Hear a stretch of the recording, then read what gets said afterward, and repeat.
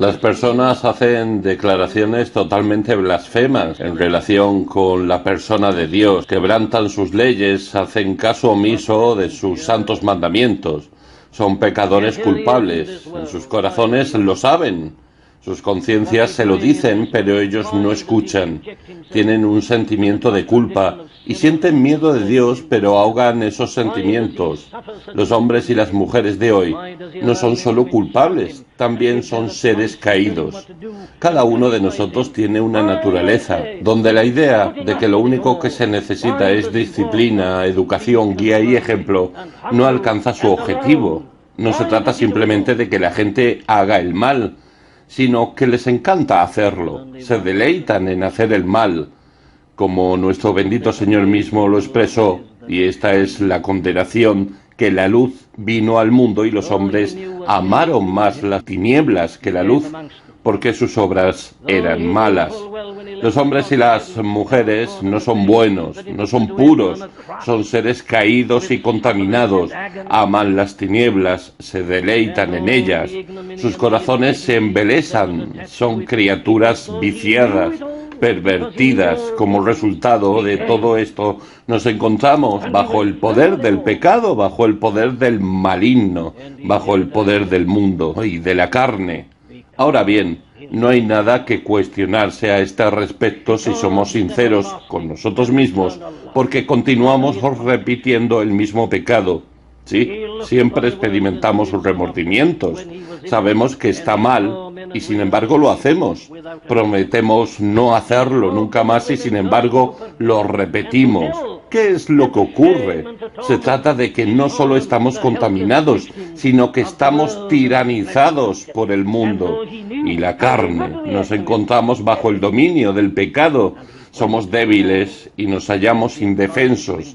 El querer el bien está en mí, escribió Pablo, pero no el hacerlo, porque según el hombre interior me deleito en la ley de Dios, pero veo tal ley en mis miembros que se rebelan contra la ley de mi mente y que me lleva cautivo a la ley del pecado que está en mis miembros. Por encima de esto está el miedo a la muerte, a la tumba y a la vida que se nos escapa.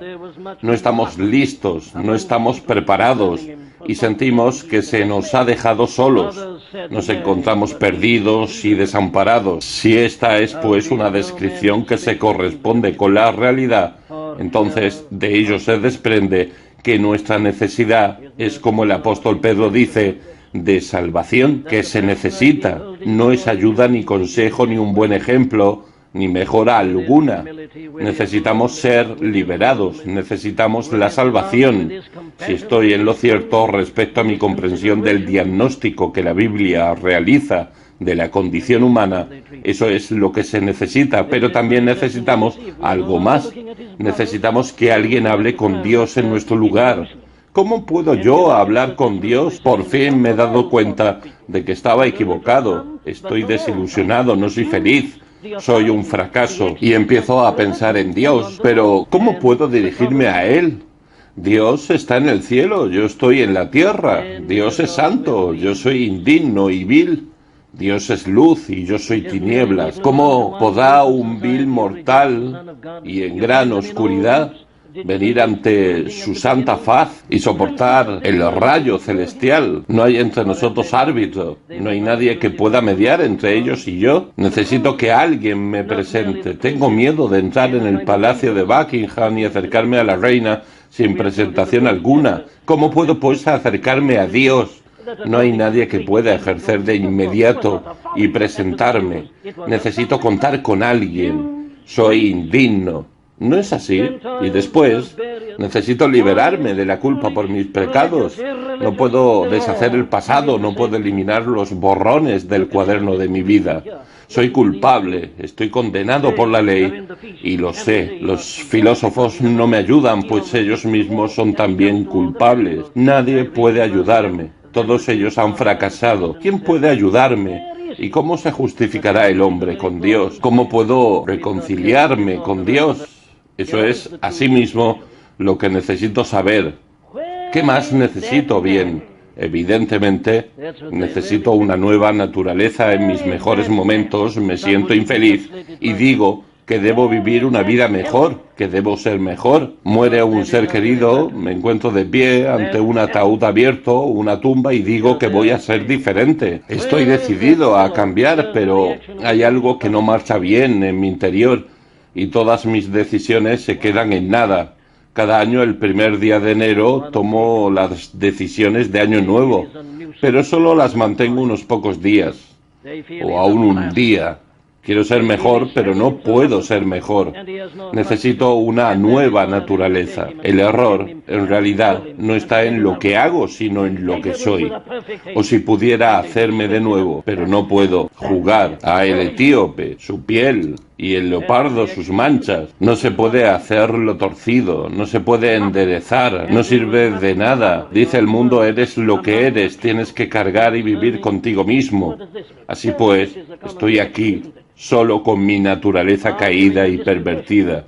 No puedo dar lugar a una nueva naturaleza, ningún ser humano puede proporcionármela. Necesito poder para permanecer firme ante el mundo. Todos estamos derrotados, todos caemos.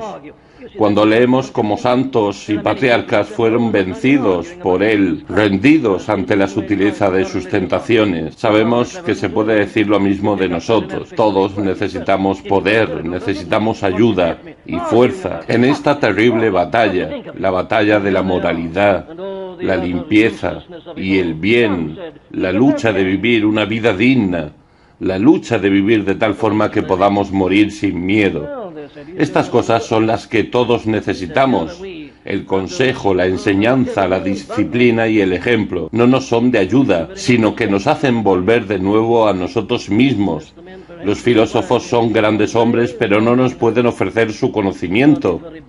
Vemos ejemplos de grandes personalidades que viven vidas rectas y decimos, ¡qué maravilla! Podrían cedernos su moralidad. ¿Acaso pueden las mejores personas del mundo ayudarnos cuando caemos en el pecado? No pueden darnos nada, no pueden ofrecernos comprensión, aunque es más probable que nos critiquen, pero no pueden darnos nada de sí mismos.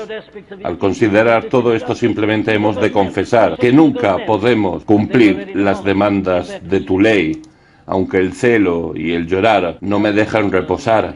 Mi pecado no expirará. ¿No es ese tu problema? ¿No es ese el problema del mundo entero?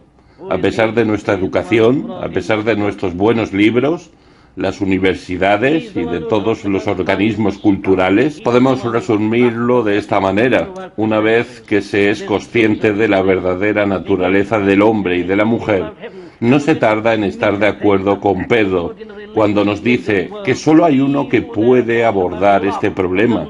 Dice Pedro, y en ningún otro hay salvación porque no hay otro nombre bajo el cielo dado a los hombres en que podamos ser salvos. Dice, escucha, solo hay uno, el que rechazaste, el que ha venido a ser la piedra del ángulo.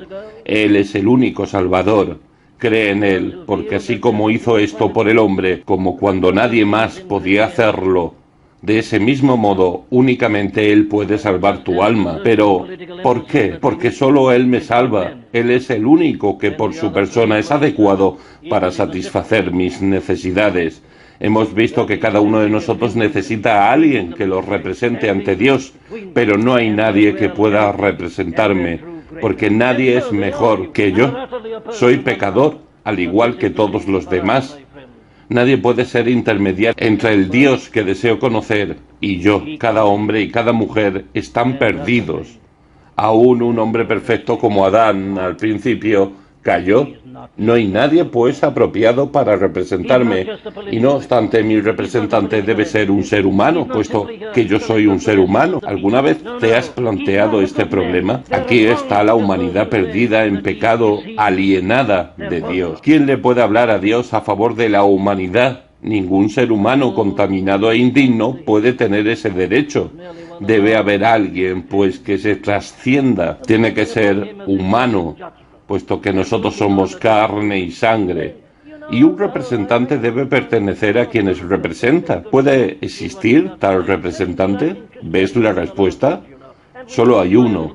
Vemos a alguien que es al mismo tiempo completamente Dios y completamente hombre.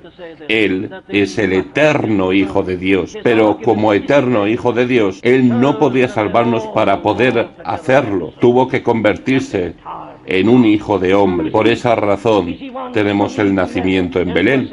Este es el significado de la encarnación. Él es Dios, pero tuvo que hacerse hombre. Hebreos dice así, que por cuanto los hijos participaron de carne y sangre, Él también participó de lo mismo, para que pudiera representarnos. Tenemos que tener a alguien que puede estar en una posición de igualdad ante Dios y que pueda hablar por nosotros en presencia de Dios. No obstante, tiene que ser también hombre y compartir con nosotros nuestros problemas y dificultades. Hay una única solución: que el Hijo de Dios se convierta en el Hijo del Hombre.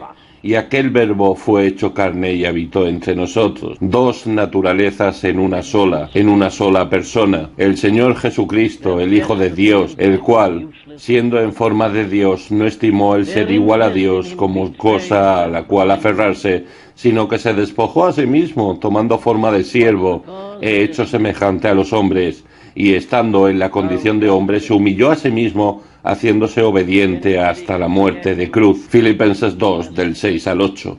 Solo esta persona satisface mi necesidad. Tiene que ser Dios, tiene que ser hombre. No hay ningún otro, solo Él. Confucio era un hombre, Mahoma era un hombre, Buda era un hombre. Todos estos maestros fueron hombres, por lo que no son suficientes para salvarme. Necesito tanto a Dios como al hombre, y aquí está el Dios hombre en toda la perfección de su gloria.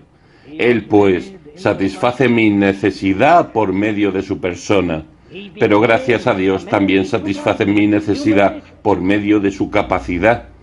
Ya he mencionado lo que necesitamos: a alguien que no solo nos represente ante Dios, sino también a alguien que pueda hacer algo con la culpa de nuestro pecado. Esa culpa está ahí. Y con reverencia digo esto: ni siquiera el amor de Dios puede ocuparse de ella directamente con una palabra. No. Dios es justo y el pecado debe ser castigado. El culpable debe ser castigado.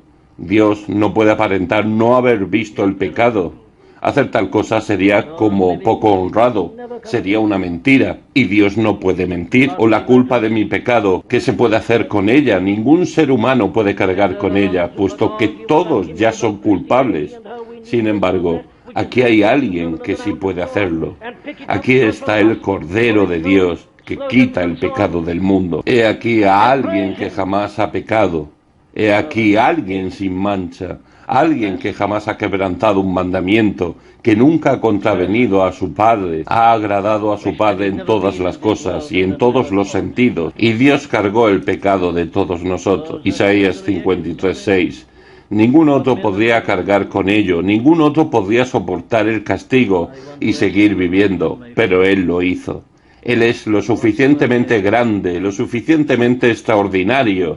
Él es Dios y hombre, y Él llevó nuestros pecados en su cuerpo, sobre un madero. Y puesto que cargó con nuestros pecados, Él puede darme la nueva naturaleza que necesito. Él adoptó naturaleza humana para poder otorgarme una nueva naturaleza ilesa. Alguien que habla del renacimiento.